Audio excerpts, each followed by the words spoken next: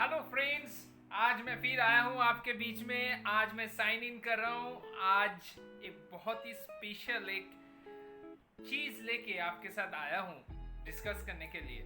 So this is Sudipto Kumar Nath from Kolkata. आज मैं जो खास चीज जो मैं आपसे शेयर करने वाला हूँ वो है a guide to crafting business narration. A guide to crafting business narration, इसका मतलब क्या है? क्राफ्टिंग ऑफ बिजनेस नरेशन, इसका मतलब ये है कि मैं थोड़ा आसान शब्दों में बताता हूँ। अच्छा, आप लोगों को या कुछ याद है? मुझे भी याद है। मेरे हम लोग जब छोटे थे तो हम लोग के दादाजी या नाना जी या नानी जी या हम लोग के जो ग्रैंड मदर है, दादा दादी, ये लोग जो छोटे छोटे स्टोरीज बताते थे। हम लोग के यहाँ पे तो एक बहुत खासियत एक चीज है, उसका नाम है ठाकुमार झूली। ये सब स्टोरीज उस टाइम हम लोग बहुत ध्यान से सुनते थे जब वो लोग बताते थे। और कुछ कुछ स्टोरीज अभी भी हम लोग के जहन में है। और वही चीज हम लोगों के जो नेक्स्ट जनरेशन है उनको बताते हैं। आज का जो टॉपिक है ये स्टोरीज के ऊपर ही है।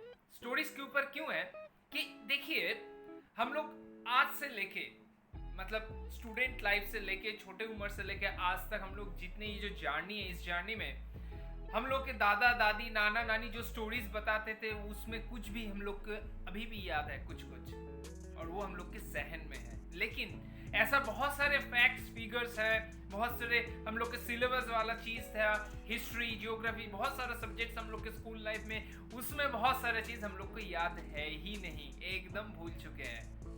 या कोई भी ऑफिस का मीटिंग आज से 4-5 साल पहले या 6 साल पहले हम लोग कुछ अटेंड किए तो वहाँ का कुछ फैक्ट्स एंड फिगर्स आज भी हम लोग को याद नहीं है, लेकिन नाना नानी दादा दादी के वो स्टोरीज अभी भी याद है। मतलब मैं ये यहाँ पे ये बताना चाहता हूँ कि स्टोरीज बहुत ज़्यादा स्ट्रॉन्ग होता है और वो स्टोरीज हम लोग के जहन में बैठ जाता है क्योंकि कंसेप्ट क्लियर हो जाता है और फैक्ट्स एंड फिगर से स्टोरीज बहुत ज्यादा स्ट्रॉन्ग रहते हैं। आज का जो टॉपिक है इसी स्टोरीज के ऊपर है। हर एक बिजनेस मीटिंग में, हर एक असाइनमेंट में, हर एक प्रेजेंटेशन में स्टोरीज होना बहुत जरूरी है सो दैट हर एक व्यूअर्स, हर एक लिसनर्स अपने लाइफ के साथ उस स्टोरीज के साथ अपने आप को को रिलेट कर सकता है। आइए आज का जो जर्नी है वो हम लोग शुरू करते हैं एक बेहतरीन स्टोरीज से। चलिए। आज का जो मैटर है वो मैटर जो स्टोरीज के ऊपर है। आइए हम लोग शुरू करते हैं। In any of the business presentation stories are much more stronger than the facts and figures. ये बहुत ही महत्वपूर्ण है। फैक्ट्स एंड फिगर्स से स्टोरीज आर बहुत स्ट्रॉन्ग है, बहुत मायने ज्यादा रखता है। क्यों?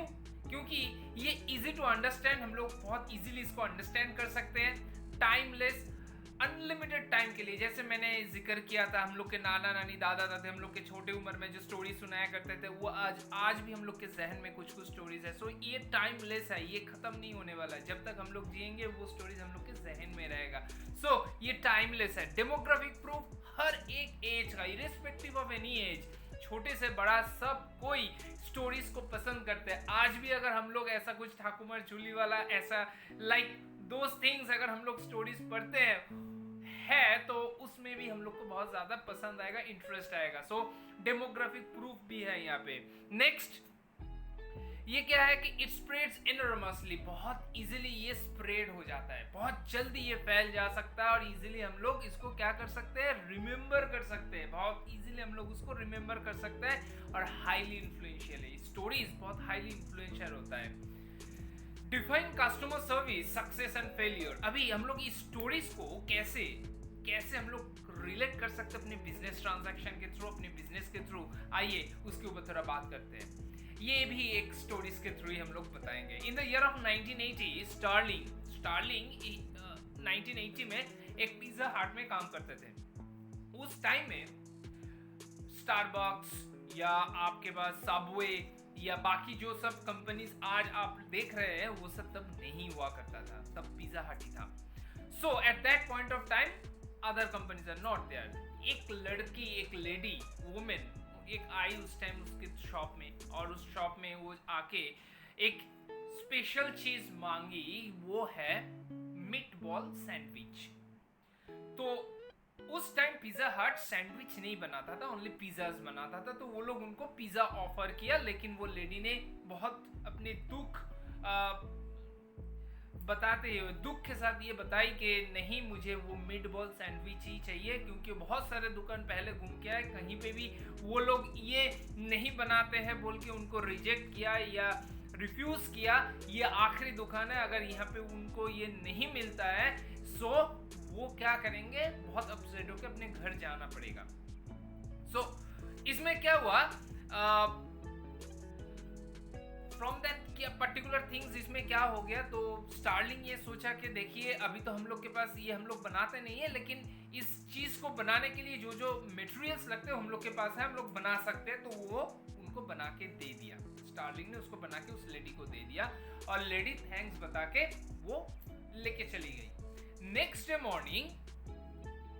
मॉर्निंग क्या हुआ, नेक्स्ट डे मॉर्निंग वही लेडी स्टारलिंग को फोन करते हुए बहुत खुशी के साथ ये बताई पहले कि वो बहुत खुशनसीब है, बहुत खुश है, क्योंकि उनके जो हस्बैंड ये उनको उनका ये बहुत पसंदीदा एक खाना था, ये पसंदीदा अच्छा वाला खाना था, और वो उनको यही रिक्वेस्ट किया था कि उनके आखिरी जिंदगी के आखिरी पल में वो खाना चाहता था, क्योंकि उसका हस्बैंड कैंसर का फाइनल स्टेज पे था और वो आखिरी सांसें गिन रहा था। सो उसी रात उनको वो खाने को मिला और उसी रात चैन के नींद के साथ उनका देहांत भी हो गया।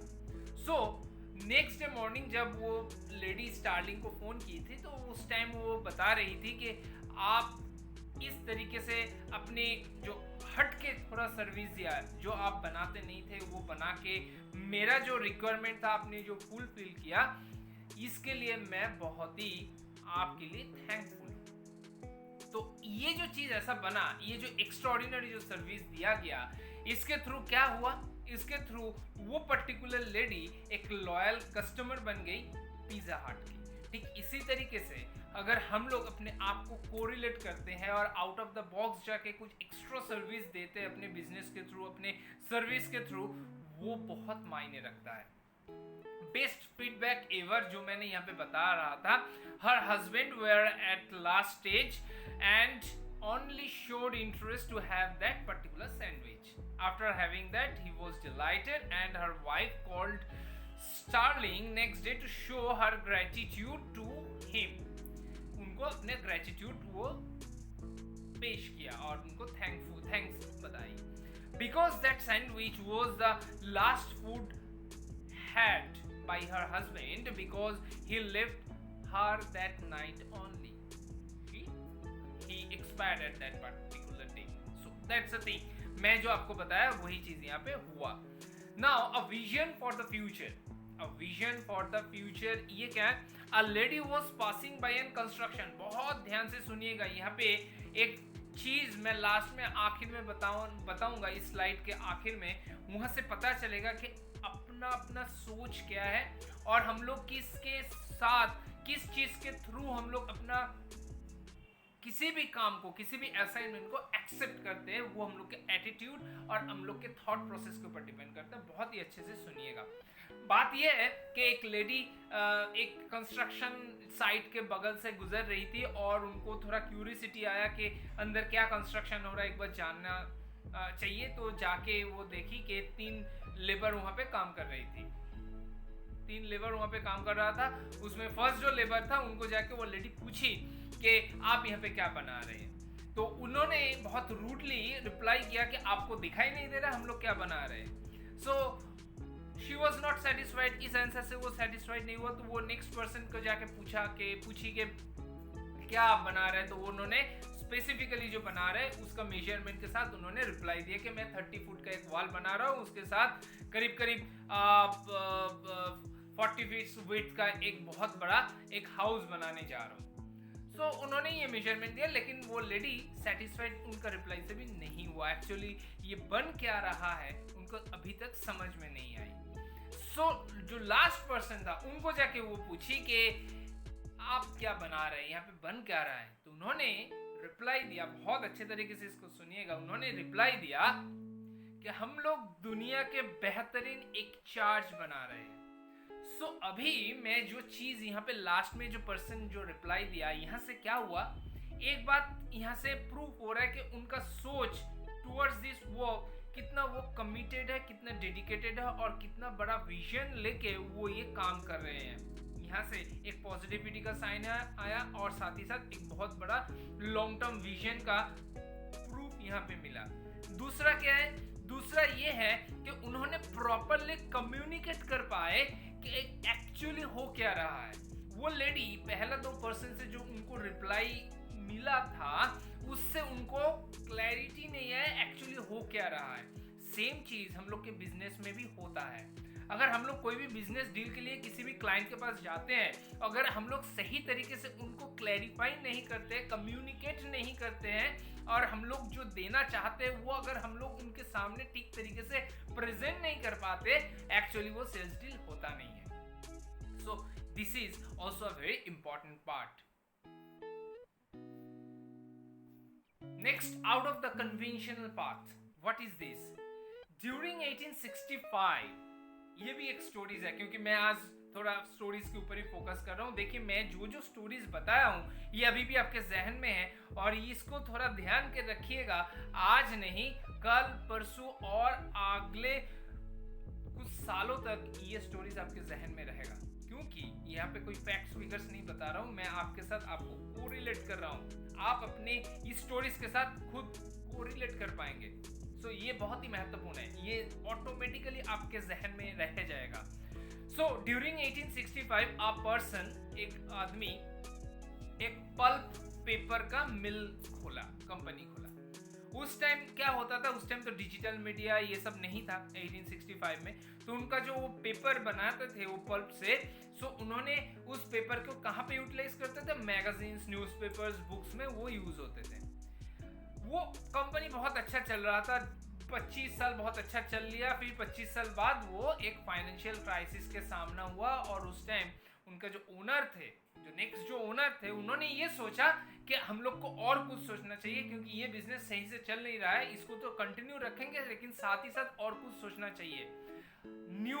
उस पर्टिकुलर टाइम, उस टाइम जो हो रहा है, उस टाइम जो पर्टिकुलर जो सिचुएशन है बिजनेस एरिना में जो चीज होना चाहिए, प्रिवेलिंग दैट थिंग्स को वो एक्सेप्ट करने के लिए वो चीज सोचे। उस टाइम क्या हुआ, उन्होंने एक कंपनी खोली वहां पे, दैट इज कॉल्ड क्या है, finished rubber products. Finished rubber products के नाम पे वो कंपनी खोले और उसके बाद उन्होंने इसको टेलीफोन इंडस्ट्री के साथ एक पार्टनरशिप किया, क्योंकि रबर एक बहुत अच्छा इंसुलेटर है इलेक्ट्रिसिटी के। सो ड्यूरिंग 1910 ये company the finish rubber products एक टेलीफोन ऑर्गेनाइजेशन के साथ टाई अप किया और बहुत बढ़िया तरीके से पूरे दुनिया में तब टेलीफोन के लिए काम हो रहा था। लाइन बिछाए जा रहे थे और लाइन क्रिएट किया जा रहा था, जहाँ पे ये रबर बहुत बढ़िया तरीके से काम हुआ और बहुत जल्दी ये कंपनी मल्टी मिलियनियर कंपनी में ट्रांसफॉर्म हो गया। सो ये आउट ऑफ द बॉक्स जाके हुआ था और उस कंपनी का नाम आपको पता है, वो कंपनी 100 साल बाद भी 2010 तक भी वो कंपनी अपना नाम को नहीं बदले थे, वही सेम कंपनी का नाम था और उस कंपनी का नाम एक्चुअली था नोकिया। जो टेलीफोन कंपनी का नाम जो मैं बता रहा था वो नोकिया था।